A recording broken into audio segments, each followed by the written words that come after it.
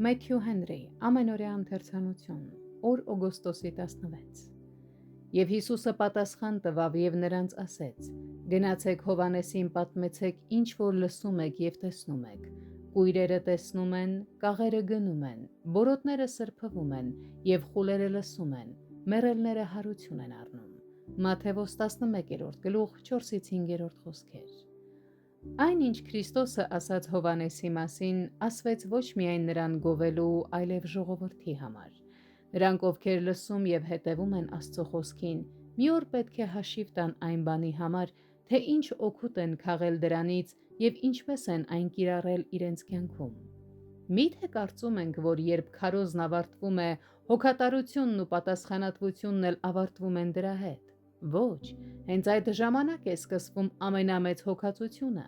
Հովհաննեսը անձնուրաց մարդ էր, մեռած այս աշխարհի բոլոր փառքերի և զգայական հաճույքների համար։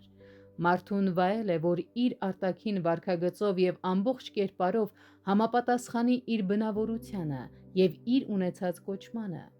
Հովհաննեսը մեծ և բարի մարդ էր, սակայն կատարյալ չէր։ Այդ պատճառով նա դեռևս զիջում է փառավորված սրբերին։ Երկնքում ամենափոքրն անգամ ավելի շատ գիտի, ավելի շատ է սիրում և ավելի շատ է անում Աստծուն փառաբանելու համար և Աստծուց ավելի շատ է ստանում, քան այս աշխարհում եղած ամենամեծը։ Սակայն այստեղ երկնքի արքայություն ասելով ավելի շուտ պետք է հասկանալ շնորհքի արքայությունը, ավետարանի տնտեսությունը իր զորությամբ և մաքրությամբ։ Ինչ մեծ պատճառ ունենք շնորհակալ լինելու, որ մեր բաժինը ընկել է երկնքի արքայության օրերում, երբ ունենք այսպիսի մեծ առավելություններ լույսի և սիրո առումով։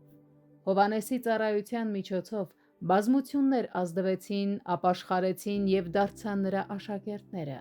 Եվ կային նաև նրանք, ովքեր ջանում էին իրենց տեղը ունենալ այս արքայության մեջ, թեև թվում էր, թե նրանք նրա նկատմամբ ոչ մի իրավունք կամ հիմք չունեին և այդ պատճառով կարծես ներխուժողներ լինեին։ Սա ցույց է տալիս, թե ինչպիսի եռանդ և նախանձախնդրություն է պահանջվում բոլորից։ Անձը պետք է ուրացվի։ Մարդու մտքի ուղղվածությունը, ներքին վիճակը և տրամադրվածությունը պետք է փոխվեն։ Նրանք, ովքեր ցանկանում են մաս ունենալ այս մեծ փրկության մեջ, պատրաստ են այն ստանալու ցանկացած գնով և ցանկացած պայմանով։ Նրանք այդ պայմանները ծանր չեն համարի և օրհնություն չստանալով չեն թողնի իրենց բռնածը։